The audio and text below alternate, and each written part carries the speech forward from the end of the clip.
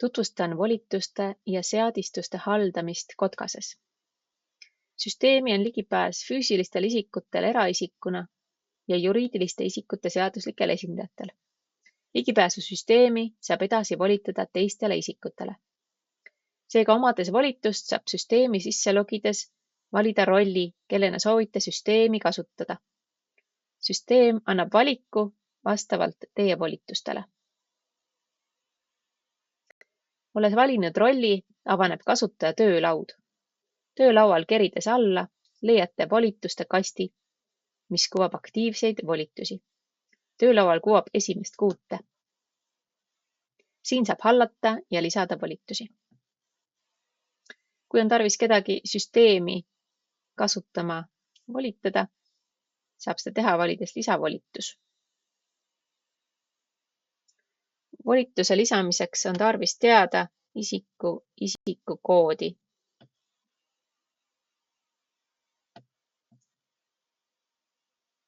Samuti täiskujul nime.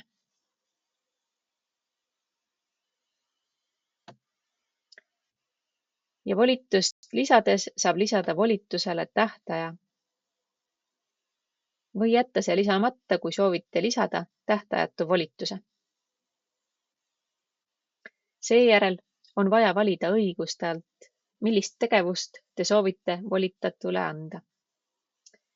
Lisada võib kõik infosüsteemis tehtavad toimingud või kitsama volituse andmiseks konkreetse õiguse, näiteks keskkonnakaitselubade taotluse esitamise õiguse.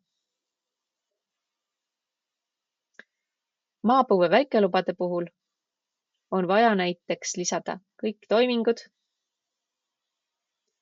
või taotluse esitamine kõik maapõue valdkonna väikeload. Taotluse esitamine keskkonnakaitseload annab volituse lisada nii keskkonnalubade kui komplekslubade taotlusi. Õiguse rida taotluse esitamine keskkonnakompleksload puudutab vanal vormil komplekslubasid. Ja kuna nüüdseks on kõik load üle viidud uuele vormile, see rida enam ligipääsu ei anna taotluse esitamiseks ja kuulub peatselt süsteemist eemaldamisele. Samamoodi saab eraldi volitada deklaratsioonide või aastaaruannete esitamist. Kui soovite, et volitatu saaks ka edasi volitamise õiguse teie ettevõtte nimel volituste haldamiseks, linnutage edasi volitamise õigus.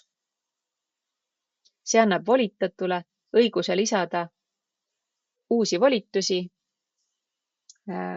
kõikide valdkondade lõikes. Edasi volitamise õigusega isik ei saa ise enam anda edasi volitamise õigust.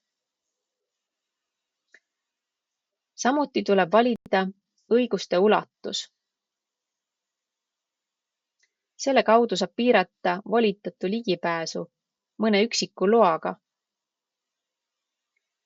loa liigiga või siis andes ligipääsu kõikidele lubadele. Kõik load, õiguste ulatus hõlmab kõiki loa liike. Aga kui näiteks valite kõik keskkonnakaitseload,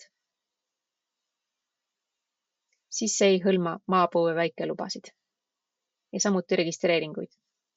Need tuleks eraldi lisada. Ka siin ei anna kõik keskkonnakompleksload enam ligipääsu komplekslubadele. Selle asemel tuleks valida õiguste ulatus kõik load või kõik keskkonnakaitseload.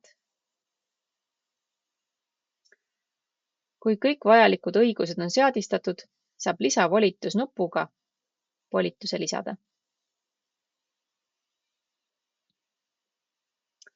Valides töölaual halda volitusi, saab olemasolevaid volitusi muuta.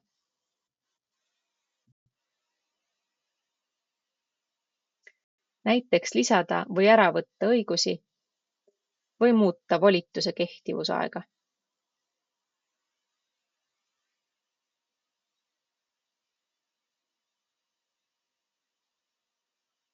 Olles sisse loginud süsteemi ja vajutades süsteemi kasutaja rollile, saab üle vaadata kasutaja seadistused ja neid muuta.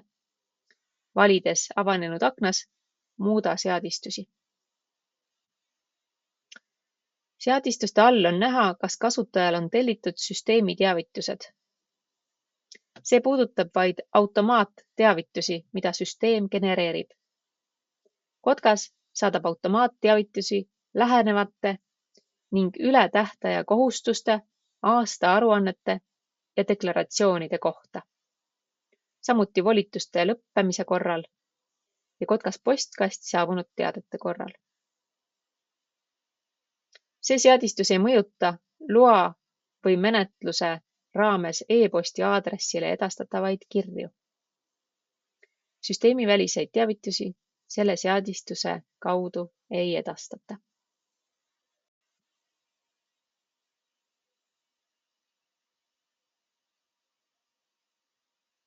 Muutes e-posti teavituste seadistusi, muutuvad seadistused terve ettevõtte jaoks.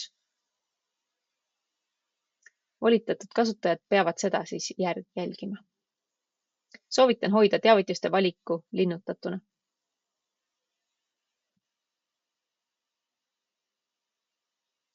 Siit saab ka muuta e-posti aadressi. Sellele posti aadressile saadamegi süsteemi poolseid teavitusi.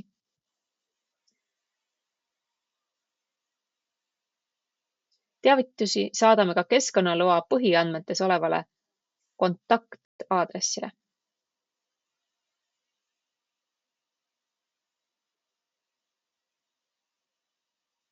Kui selle loaga näiteks on seotud konkreetne inimene teie asutuses, kes peab olema kursis kõike seda luba puudutavaga, siis saate siit lisada selle isiku kontaktandmed, kelle te soovite, et teavitused liiguksid.